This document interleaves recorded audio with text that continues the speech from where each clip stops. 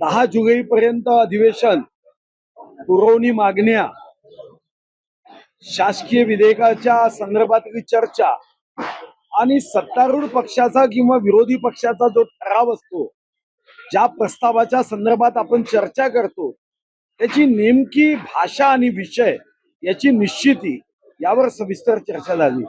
साधारणतः विधिमंडळाच्या कामकाजाचा दर्जा हा उत्तम असावा, हा गुणात्मक असावा, राज्याच्या जनतेचे विविध प्रश्न मांडण्यासाठी अधिवेशनाचा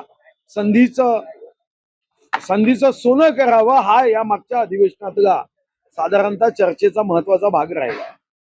विरोधी पक्षांनी या अगोदर आम्ही मागण्या करायचो तेव्हा 2 दिवसाची अधिवेशन घेतली। खरं तर माननीय देवेंद्र फडणवीसजी, माननीय एकनाथजी, माननीय सुनेत्राताई यांच्या नेतृत्वामध्ये आम्ही 3 आठवड्याचं अधिवेशन सांगितलं आणि 3 आठवड्याचं अधिवेशन होते आहे। आता यामध्ये कधीच 4 आठवड्याचं अधिवेशन मागच्या 1995 पासून आजपर्यंत झालेलं मी पाहिलेलं नाही।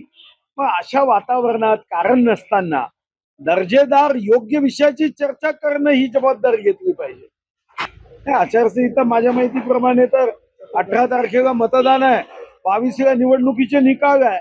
त्याचा 22ला तर आपण, तुम्हालाही माहित आहे की 22ला फार कामकाज नसतं, आपण शोकसभा करतो, शोक प्रस्तावानंतर पुरवणी मागण्या सादर होतील आणि सभागृह संपेल। असं आहे, मी जनतेचा वकील म्हणून काम करतो। विरोधाला विरोध करण्याचं काम मी आयुष्यात केलं नाही। 1995 ते 99 आमचं सरकार असताना सुद्धा मी खनिज विकास निधीपासून जीवनदायी आरोग्य योजनेपर्यंतचे प्रस्ताव आणि विषय मांडायचे आणि त्यावर तात्कालिक मुख्यमंत्री स्वर्गीय मनोहर जोशी सर अतिशय सकारात्मक निर्णय करायचे। आणि म्हणून माझी भूमिका ही जनतेचा वकील म्हणून आहे आणि माझा आवाजाचा विषय उपस्थितच होत नाही, कारण जगामध्ये 193 देश आहे, 193 देशात 14 देशात वाघ आहे, 14 देशातले सर्वात जास्त वाघ माझ्या मतदारसंघात।